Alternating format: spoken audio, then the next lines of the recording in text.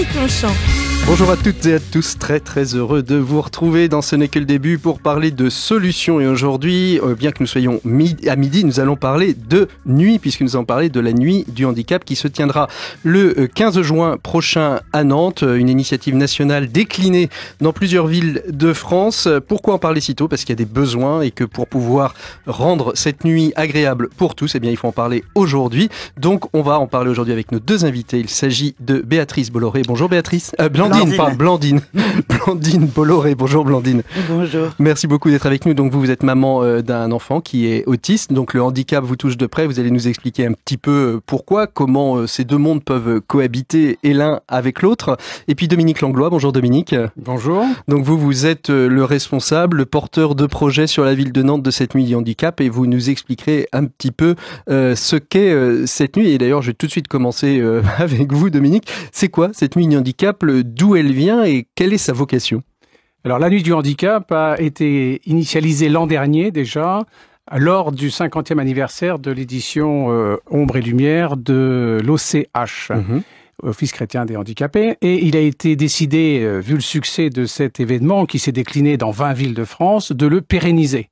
Et donc, une structure associative qui porte le même nom de la nuit du handicap a été créée de manière à ce qu'elle soit ouverte au plus grand nombre d'associations et de personnes handicapées.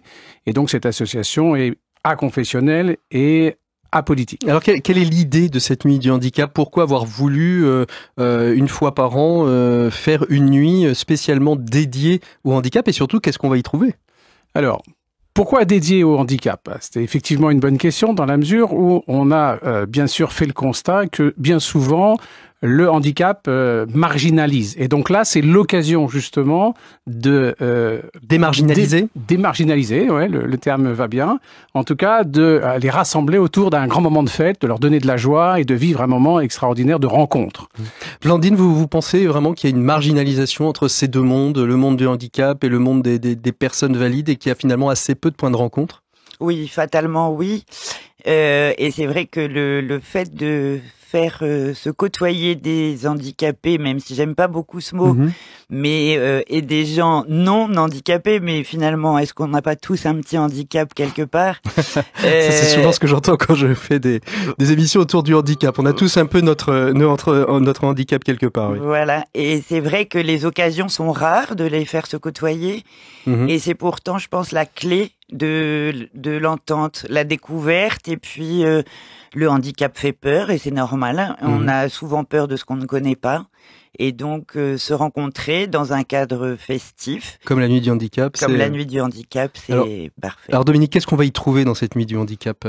Alors, il faut bien comprendre que la nuit du handicap n'est pas une manifestation pour récolter des fonds, mais c'est un événement festif. Donc c'est-à-dire qu'on va faire la fête, il va y avoir des DJ, il va y avoir du chant, il va y avoir de la danse, qu'est-ce qu'on va Il va y avoir des chanteurs, il va y avoir une chanteuse extraordinaire qui est une maman courage et qui s'appelle l'Original K, par exemple, de son nom de scène, mais il va y avoir aussi d'autres chanteurs, un jeune handicapé qui va venir avec sa guitare nous faire chanter. Il va y avoir évidemment des jeux, des animations, et des ateliers de sensibilisation, des ateliers créatifs. Il va y avoir des gilets spécifiques pour les malentendants. Non.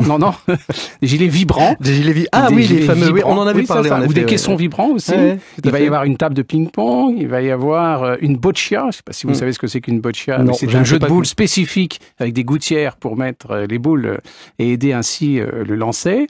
Et il va y avoir aussi une buvette. Il va y avoir aussi des gâteaux. Et tout ça va se passer où, au fait ? On l'a pas encore dit, mais ça va se passer où à Nantes ? Alors, dans un lieu extraordinaire pour les Nantais, qui est la place du Buffet. La place du Buffet est particulièrement pertinent, puisqu'on veut que ça soit ouvert aussi aux personnes valides. Donc, tout le monde peut venir. Et ça permet d'être en lien avec cette statue du pas de côté, c'est-à-dire qu'on va faire son pas de côté aussi en venant à la nuit du handicap. Pourquoi pas ? L'idée est pas mal, en tout cas, vous me la donnez, effectivement. On peut faire ce lien-là. Faire un pas de côté vers l'autre, en tout cas, puisque moi, je parle de rencontre. Et c'est vraiment intéressant. Blandine, vous avez déjà participé à cette nuit du handicap ou avec votre fils ? Non, jamais. Et en fait, j'en ai entendu parler pour la première fois l'année dernière, pour sa première édition.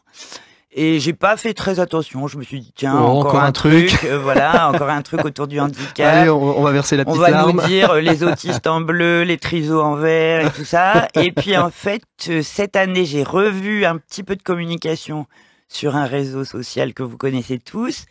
Et je me suis dit, je vais quand même me renseigner, je voudrais bien savoir ce que c'est que ce truc-là. Et ma curiosité m'a emmené jusqu'à Dominique. Et alors, quelle est justement votre curiosité vous en jusqu'à Dominique? Vous y faites quoi dans cette nuit du handicap, dans cette organisation?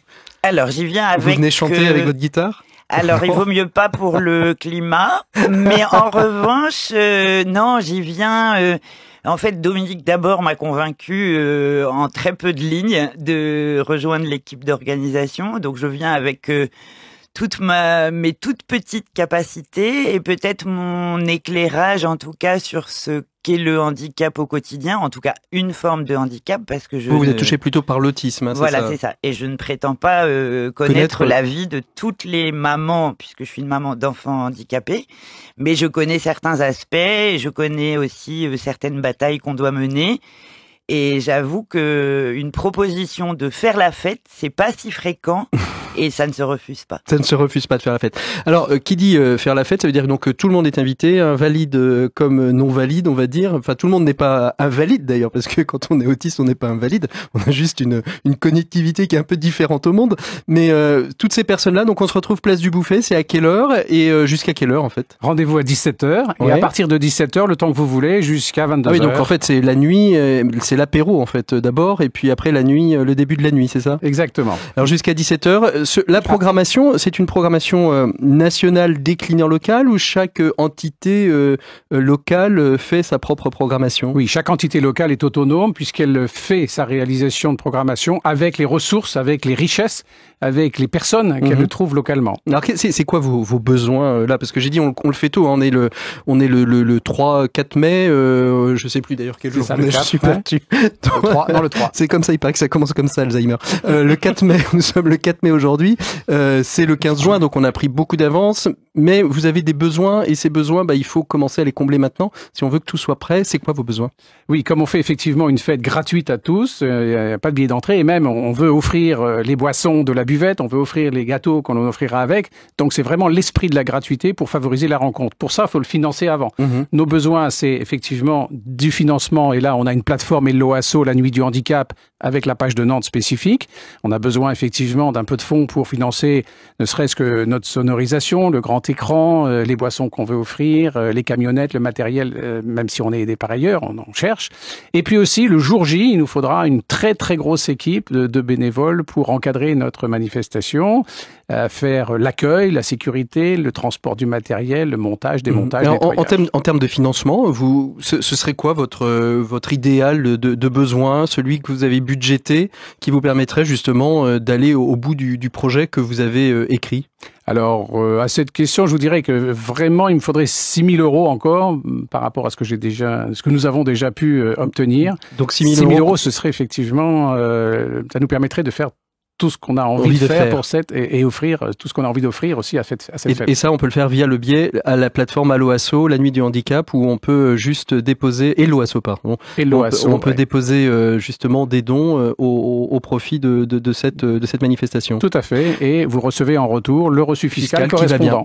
Alors ça, c'est la première chose. Et en termes de personnes, vous avez besoin de combien de personnes? Comment on vous contacte? Toujours par la plateforme Hello Asso. Et combien de personnes vous avez besoin pour faire quoi? On peut me contacter directement sur... alors là, je suis embêté, j'ai pas l'adresse mail en tête. Est-ce que par le biais d'Hello Asso, il y a une adresse mail de contact? Par le biais du site internet La Nuit du Handicap, c'est possible. Sinon, par mon téléphone, c'est possible. Ouais. On le donnera si les gens nous appellent ou nous laissent un message, on le donnera. Oui. Et puis mon adresse mail aussi. Et puis sur le site internet de La Nuit du Handicap, c'est possible. Alors, combien de personnes vous avez besoin à peu près? Pour le jour J, il me faudrait 80 personnes. 80 personnes. Encadrer. Et aujourd'hui? Aujourd'hui, on est la dizaine de personnes qui œuvront d'ici le 15 juin, en tout cas, pour organiser toute la Donc c'est une journée en gros. Hein, le jour J, oui, ça va être la journée du début du matin jusqu'à l'après-midi jusqu'au soir. Oui. L'après-midi jusqu'au soir. Vous attendez quoi, Blandine, vous, de cette, et ce sera presque le mot de la fin, vous attendez quoi de cette nuit du handicap, Blandine? Que les regards changent. Ouais. Que on est dans une société de l'image, beaucoup. Et l'image, dès qu'elle est un tout petit peu différente, elle fait peur, elle gêne, elle dérange. Et là, l'idée, c'est de faire vraiment se rencontrer les gens touchés par le handicap, ceux qui ne le sont pas, peut-être dédramatiser aussi parfois, et surtout montrer que tout un chacun a un talent et qui peut l'exprimer ce jour-là. Eh bien, ce sera le mot de la fin. Exprimez vos talents. Venez à cette nuit du handicap le 15 juin prochain. Hello Asso, la nuit du handicap pour toutes les informations et aider cette organisation. Merci à tous les deux d'avoir été les invités de Ce n'est que le début. Nous, on se retrouve la semaine prochaine. Je vous souhaite une très très belle écoute des programmes de Sun. Rendez-vous la semaine prochaine. Bonne écoute, bon week-end.